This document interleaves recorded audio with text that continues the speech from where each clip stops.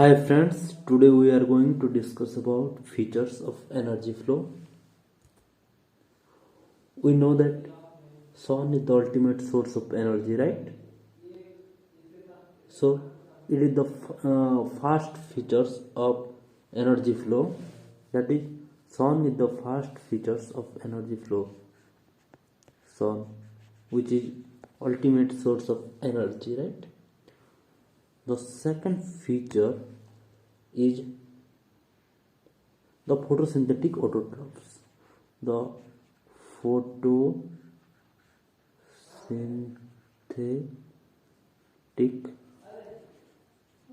autotrophs.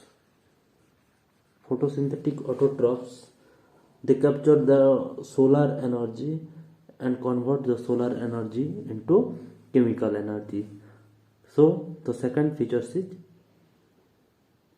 photosynthetic autotrophs, right?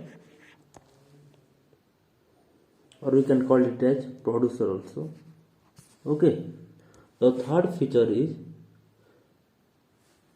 chemical energy only move from one trophic level to another trophic level, right?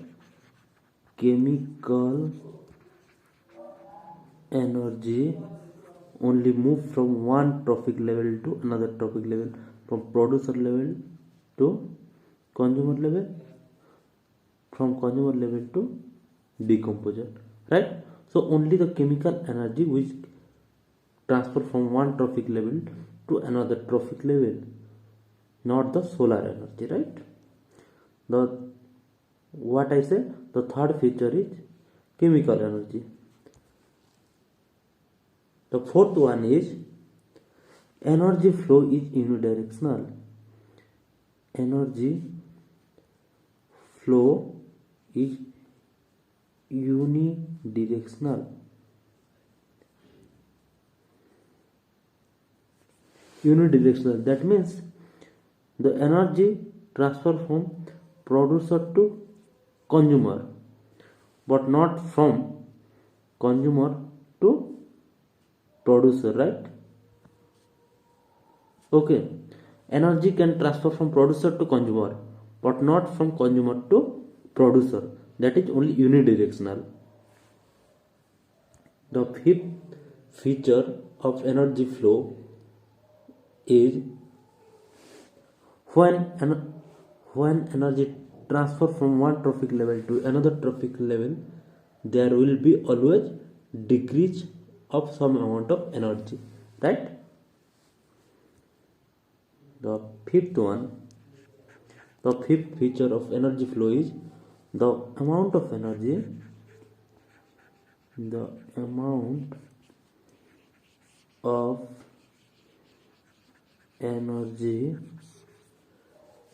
decreases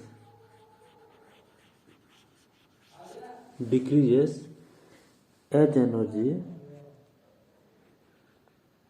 energy is passed from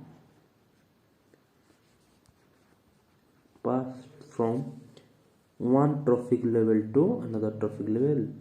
One trophic level to another trophic level.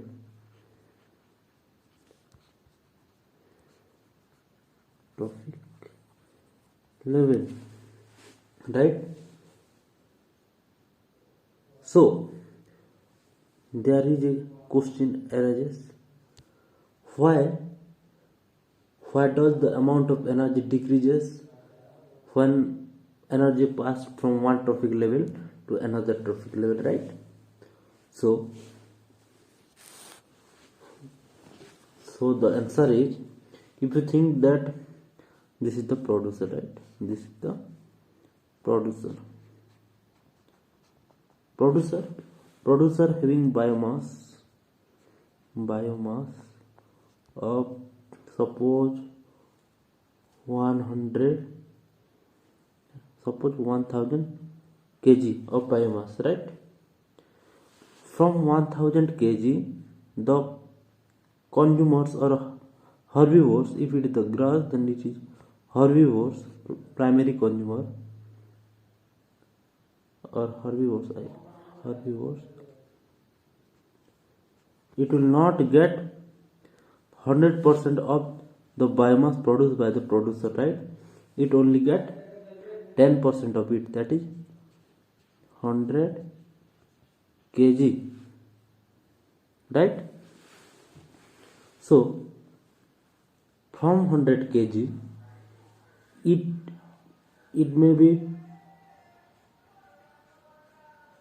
utilize 30 kg, it may be utilized 30 kg for respiration, it may be utilized another 30 kg for release of fecal matter, right?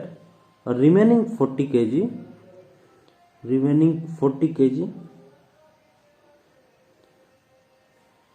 finally incorporated into biomass, right? And the 30 kg which is released